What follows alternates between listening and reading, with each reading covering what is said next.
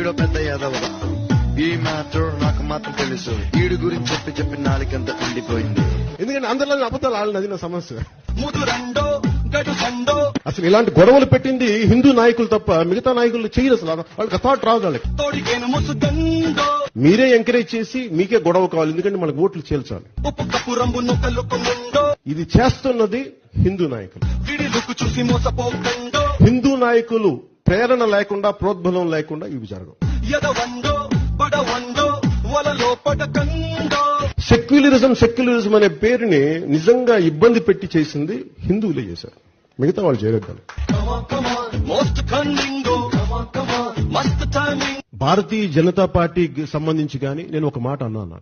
అయినా ఇంకోసారి ట్రై చేస్తా, తప్పకుండా ఈడి తాట తీస్తా.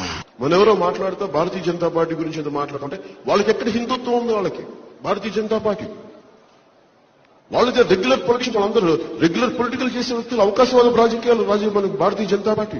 నేనే వెనక నా మాట కలిగి నిజంగా మీకు రామ మందిరం కట్టాలి, కట్టండి. కట్టరు, మళ్ళీ ఆ మాట చేయరు. రామ మందిరం కడతాం కట్టరు.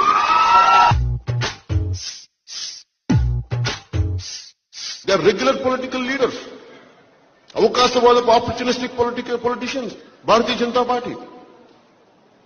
హిందుత్వాన్ని వెనకేసుకొస్తారు. హిందుత్వాన్ని వెనకేసుకుని మీరేవారు? మీరేం తెలుసా గుర్తేదారా మీరు? మేడి పండు లాంటి మ్యాన్ వీడుండో, మ్యాన్ హోల్ లాంటి మైండ్ వీడి గండో, చీట్ పండో గది బిజి పగలండో.